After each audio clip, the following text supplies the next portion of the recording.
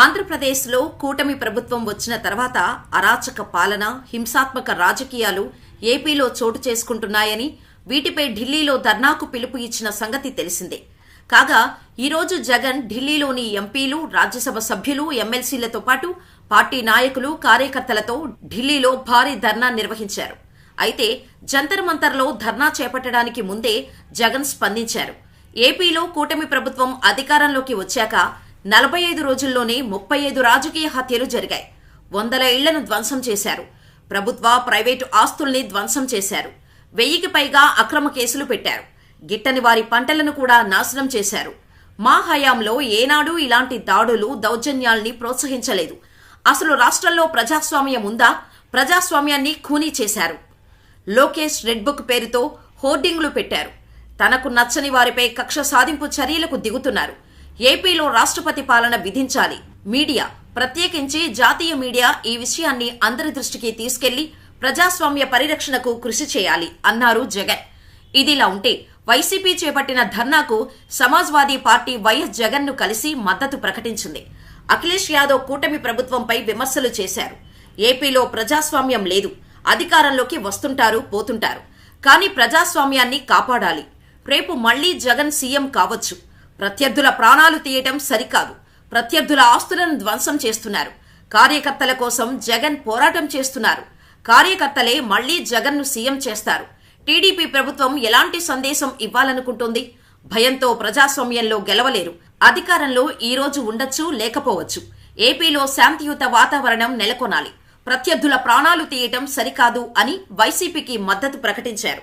మొదటి నుంచి కేంద్రంలో ఎన్డీఏను జగన్ సమర్థిస్తూ వస్తున్నారు. కానీ ఏపీలో ఎన్డీఏ కూటమిని వైసీపీ వ్యతిరేకిస్తోంది. వైఎస్ఆర్సీపీకి ప్రస్తుతం 4 ఎంపీలు ఉన్నారు. రాజ్యసభలో 11 మంది ఎంపీలు ఉన్నారు. వీరి మద్దతు ఎన్డీఏ కూటమికే ఉంటుందని జగన్ ప్రకటించారు కూడా. దీని అర్థం ప్రధానమంత్రి మోడీ సానుభూతి తప్పకుండా తమపై ఉంటుందనే నమ్మకం జగన్కు ఉందనే చెప్పాలి. గత ప్రభుత్వంలో 22 మంది ఎంపీలు వైసీపీకి ఉండగా వారు ఎన్డీఏకు మద్దతు ప్రకటించారు. ఒక్కరోజు కూడా ప్రధానమంత్రిపై కానీ, ఎన్డీఏ కూటమి ప్రభుత్వంపై కానీ వ్యతిరేకంగా మాట్లాడిన దాఖలాలు లేవు. ఆంధ్రప్రదేశ్కు రావాల్సిన విభజన హామీల గురించి కూడా 5 ఏళ్లలో ఒక్కరోజు కూడా ప్రస్తావించలేదు. అందువల్ల తాము చేస్తున్న ధర్నాను కేంద్రంలోని ఎన్డీఏ వారు సమర్థిస్తారనే నమ్మకంతో జగన్ ఉన్నారని చెప్పవచ్చు. అందరికీ ఇక్కడ ఓ సందేహం రావచ్చు. ఢిల్లీలోనే ధర్నా ఎందుకు నిర్వహించాలి, ఏపీలో ఎందుకు నిర్వహించకూడదు అని. ఇక్కడే జగన్ చాలా తెలివిగా ఆలోచించారు. ఏపీలో ధర్నా నిర్వహిస్తే దేశమంతా తెలిసే అవకాశం ఉండదు. వారు అనుకున్నది జరిగే ఛాన్స్ కూడా లేదు. అందుకే జగన్ పార్లమెంటు సమావేశాలు మొదలవుతున్న సమయంలో వైసీపీ సత్తా చూపించాలనే ఆలోచనతో ఈ దారి ఎంచుకున్నారు. 11 మంది ఎమ్మెల్యేలతో ఏం సత్తా చూపిస్తారు అనుకోవచ్చు. వైసీపీ శాసనసభ ఎన్నికల్లో ఓటమి చెందిన 4 పార్లమెంటు సభ్యులు, 11 మంది రాజ్యసభ సభ్యులు, 45 మంది శాసనమండలి సభ్యులు ఉన్నారు. వీరితో కలిసి ఇతర పార్టీలకు చెందిన వారిని కలుపుకొని తమ సత్తా చూపేందుకు ఢిల్లీని వేదికగా చేసుకున్నారు జగన్.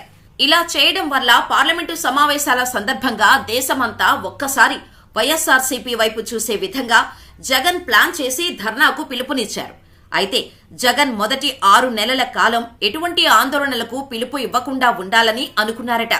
కానీ రాష్ట్రంలో హత్యలు, అత్యాచారాలు ఎక్కువయ్యాయని, పలువురు వైసీపీ కార్యకర్తలను నరికి చంపుతున్నారని తెలియచెప్పటం ద్వారా ప్రధాని దృష్టిని వాటిని తీసుకువెళ్లే ఆలోచనతో జగన్ ఈ ధర్నా నిర్వహించాడని చెప్పవచ్చు. కాగా మంగళవారం రాత్రి ఢిల్లీకి చేరుకున్న వైఎస్ జగన్మోహన్ రెడ్డి నేతలు ఇప్పటికే రాష్ట్రపతి, ప్రధాని, కేంద్ర హోంశాఖ మంత్రితో సహా కేంద్ర మంత్రుల అపాయింట్మెంట్ కోరారు. రాష్ట్రంలో 45 రోజులుగా కొనసాగుతున్న హింసాత్మక ఘటనలు, దాడులపై జగన్ వారికి ఫిర్యాదు చేయనున్నారు. ఇదిలా ఉంటే మొదటిసారిగా జగన్ ఢిల్లీ కేంద్రంగా ఆందోళనకు దిగారు. దీనిని ప్రధానమంత్రి కానీ, ఎన్డీఏ కూటమి కానీ సమర్థిస్తుందా లేదా అనేది ఆలోచించాల్సి ఉంది.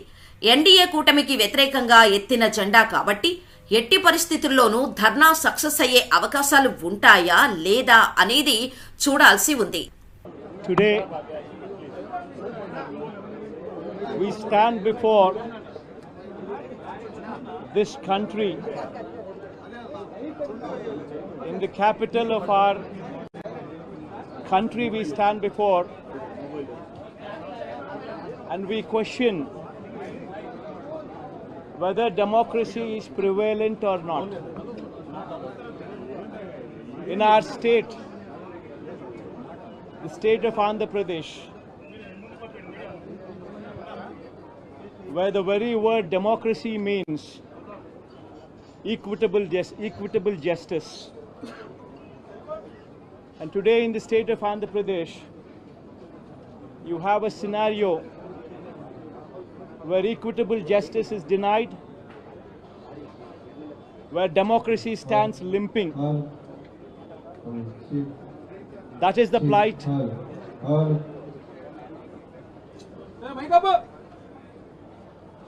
That is the plight of affairs in Andhra Pradesh. You have a government in place where within 45 days of coming into power, you have a situation where more than 30 people have been murdered, where you have more than 300 people on whom you have assaults taken place, which led to attempt of murder, where you have more than 560 properties, private properties vandalized, where you have more than 490 government properties also vandalized, where you also have more than 1,000 cases, where you have a situation of assaults taking place. Private properties destroyed. People walking into their houses, destroying the properties within.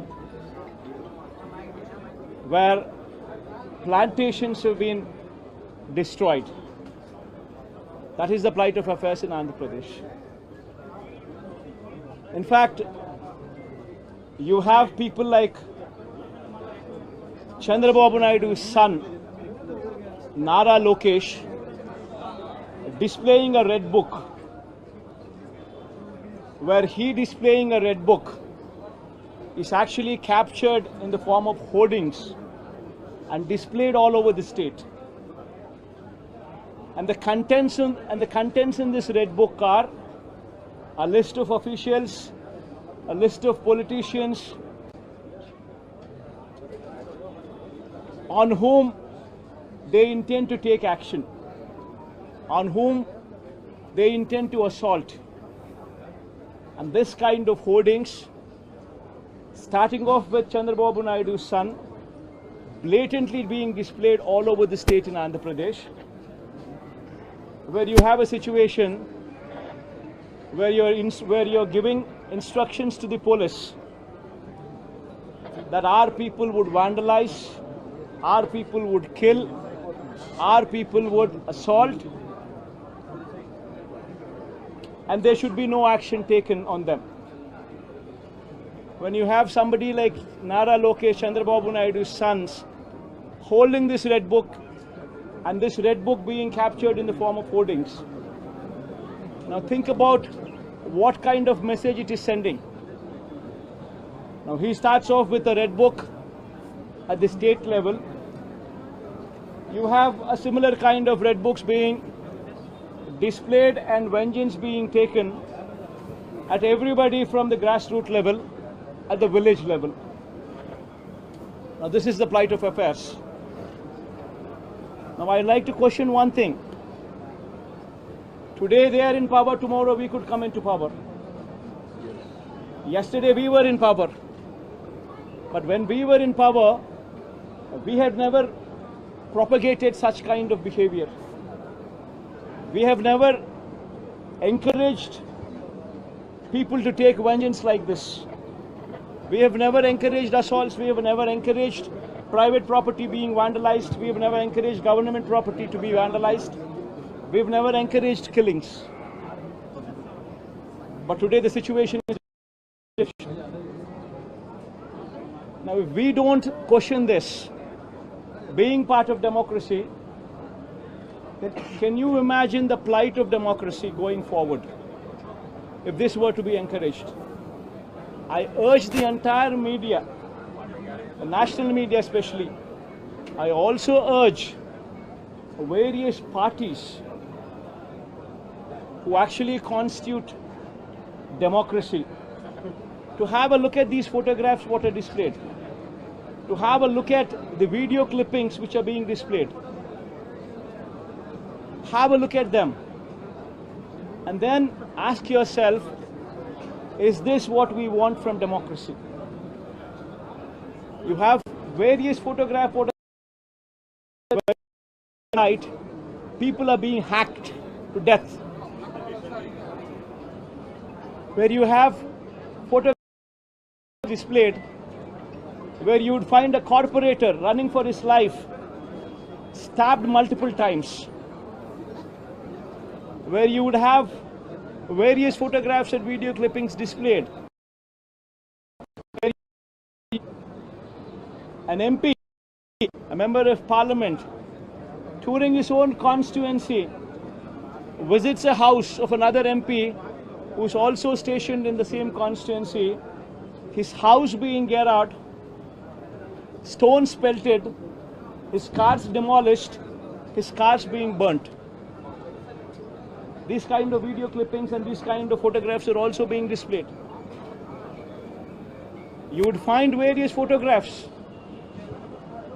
where such ghastly incidents take place and where cops are mute spectators. In fact, the worst of thing is the cops foist false cases on the victims rather than sympathize with them. This is the plight of democracy.